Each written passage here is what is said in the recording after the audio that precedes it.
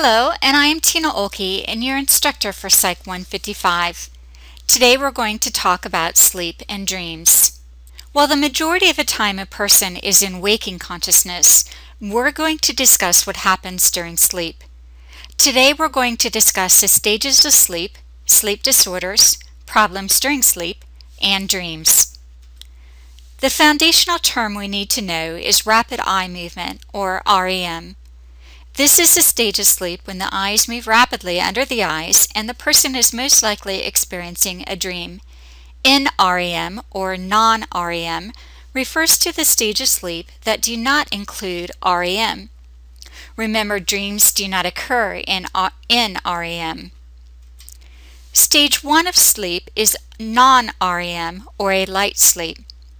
During this stage, if the person were awakened, they wouldn't believe they were ever asleep. At this stage, they may experience hypnagogic images or vivid visual images. This is where people may claim to see an alien abductions or visits from ghosts. They may also experience hypnic jerks of the knees, legs, or whole body jerks. Stage 2 of non-REM sleep is comprised of sleep spindles or brief bursts of activity, only lasting a second or two. During this time, minor noises won't disturb the sleeper. During non-REM stages 3 and 4, delta waves are pronounced. During stage 4 is the deepest sleep. The person is hard to wake and is confused when waking.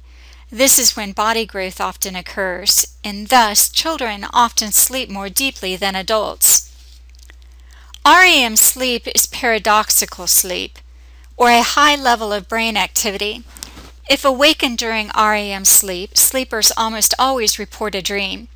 They are often vivid, detailed dreams. During this time, voluntary muscles are paralyzed. REM rebound happens when an increased amount of REM sleep after being deprived of REM sleep on earlier nights. This is often needed to recoup from emotionally stressful days. Deprivation from REM sleep can cause paranoia and may make you act like you are mentally ill. Adults spend 20% of their time in REM. Babies spend approximately 50%. However, they're not dreaming like adults, but forming new connections between neurons. Let's move on to sleep disorders. Nightmares are bad dreams occurring during REM sleep. Children have more nightmares than adults. Why? You guessed it, because they spend more time in REM. Fear, despair, anxiety, and sadness can all trigger nightmares, as well as uncomfortable laying positions, and fevers can trigger them as well. Remember I told you that all voluntary muscles are paralyzed during REM? Well, REM behavior disorder is a rare disorder in which that mechanism that blocks the movement of the voluntary muscles fails. And this allows that person to thrash around and even get up and act out that nightmare. Now, sleepwalking occurs during deep sleep. It's an episode of moving around or walking around in one's sleep. It is more common in children than adults, and it affects approximately 20% of the population and is often hereditary. Typically, the sleepwalker doesn't even remember walking. Most often occurs in the first third of the night. There is a treatment with some medications, but the best practice is to put away dangerous items and to get a good sleep and to avoid sleep deprivation.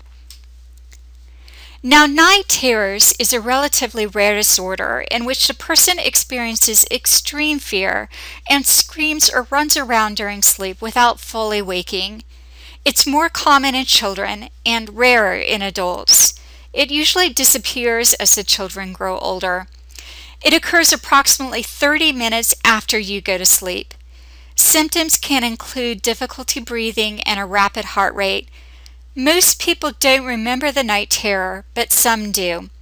The difference between a nightmare and a night terror is that a nightmare involves muscle paralysis. Remember, it happens during REM sleep and often has a vivid recall. Night terrors, on the other hand, the person can move around because it happens during the NREM stage. They can only tell you bits and pieces of the night terror, if at all. Now, insomnia is the inability to get to sleep, stay asleep, or get a good quality of sleep. Suggestions for insomnia include not napping during the day, setting your alarm clock for the same time each day, and not staying in bed if you can't sleep after 20 minutes. But when you do get up, don't watch TV or get on the computer because this engages your brain activity too much. Also, don't take anything to help you get to sleep, like melatonin, because this drugs force you into a deep sleep, but not an REM sleep, which we talked about that problem that those causes earlier if you don't get REM sleep. Also, suggestions are don't do anything in bed but sleep and have a regular schedule. Psychological causes of insomnia are stress and worry, and physiological causes can be caffeine and aches and pains. Now, sleep apnea is a disorder in which a person stops breathing for nearly half a minute or more. It may be evidenced by snoring, and this can be treated by a CPAP or surgery.